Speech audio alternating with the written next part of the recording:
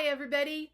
I'm Cathy Cluck. I am an AP US history teacher in Austin, Texas. I've been doing that for about 21 years now. I was lucky enough to be Emily's AP US history teacher when she was in high school.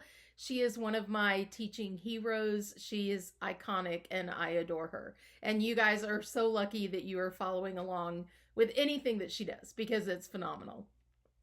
When she asked me to be a part of this for AP US history, I was super excited. I love this subject. I've been teaching it for ever, it feels like, but it's just, I think it's so much fun and so interesting and so important.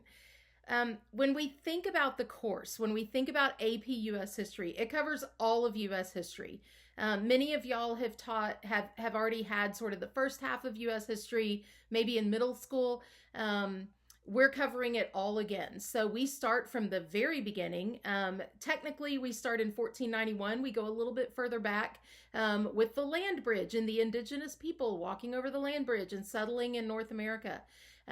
We'll get into Columbus' arrival. We'll get into the introduction of slavery into America. We'll get into the new nation, the revolution, and all the way up to the present, all the way up to what's happening today. So you can understand what's happening today. I think all of us want to understand what's happening today.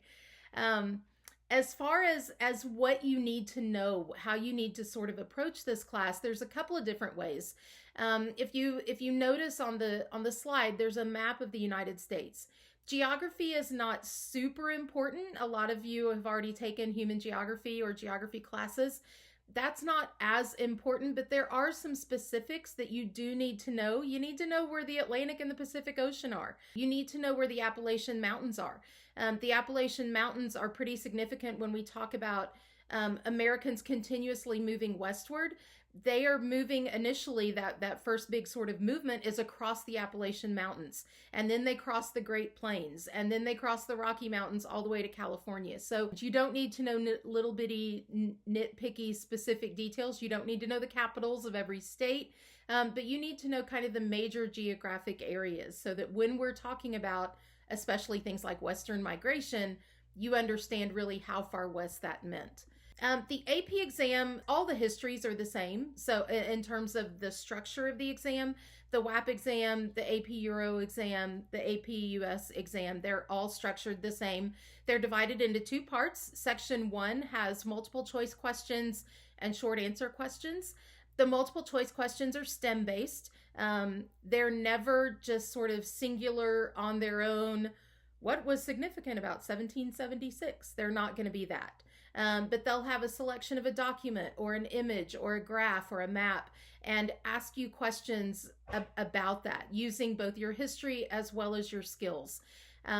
Section 2 includes a long essay question and a document-based question. This exam is a test of skills. It's not necessarily a test of knowing all of these thousands of little historical facts.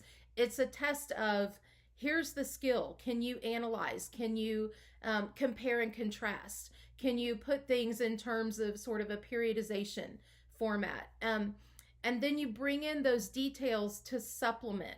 You really want to approach this class as a broad narrative.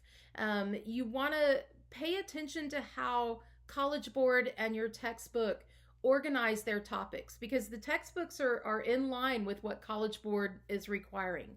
So think about how those chapters are organized. What's the broad theme of each of the time periods? In AP US, there are 9 different historical time periods. And those time periods have specific beginning and end years. Those years you do need to know.